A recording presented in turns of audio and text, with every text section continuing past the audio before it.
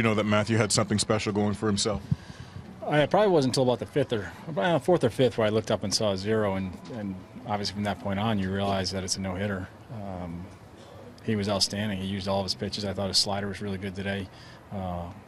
One of his better outings with the slider, but you know, the changeup, the curveball, fastball, he elevated, used the sinker down.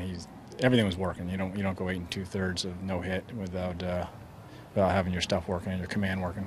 What was his composure like in the dugout as the game wore on and he got closer and closer to the moment? He was good. He is underneath the dugout where it's cooler. So he sat down there between innings like he does every outing, and kept himself cooled off, put some cold water down his neck and stuff. It was a typical outing. It just, he didn't give many hits. He always talks about staying in the moment, pitch to pitch, and really not thinking about what just happened or what might happen to the situation. How does that help a guy in a situation like this when something like this is unfolding, Brad? Well, it definitely helps. It helps in baseball in general. You can't do anything about the last pitch. You can't do anything about 2 pitches from now. You can only do something about the pitch in front of you. So if you focus at the pitch at hand, it simplifies it, makes it much easier. And then offensively supporting Candelario and what the Castellanos had in the offense as a whole, if you just want to speak on that. Well, the offense was outstanding. Yeah, Nick had a big day.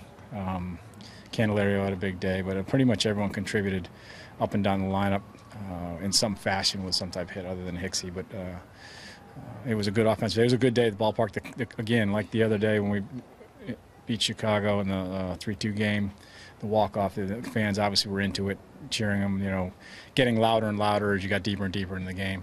Did you take your manager hat off at any point in this? And in the 9th inning, are you thinking to yourself, are you just a baseball fan seeing if you can do this thing? Oh, I definitely want him to do it. I have to be a little bit concerned with the pitch count. But he was in a relatively safe zone.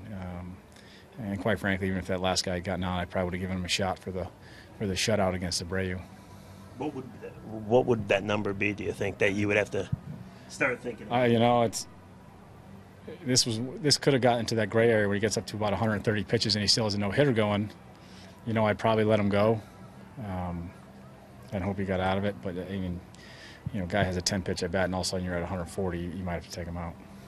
There's usually a huge defensive play along the way that helps these sort of things along, but it seemed like today he had so many things working for him that he never really even needed a huge defensive play. No, there was a couple balls hit hard, one to Mata, a couple to Candelario. That ground ball to Kinsler in the last inning was hit pretty squarely. But overall, there wasn't a ton of hard contact.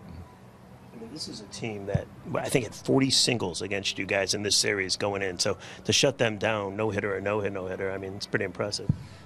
Singles don't generally bother me. They bother me when they scored all those runs a couple nights ago, but they don't generally bother me because you're staying away from damage. And certainly Boyd did an excellent job staying away from damage today.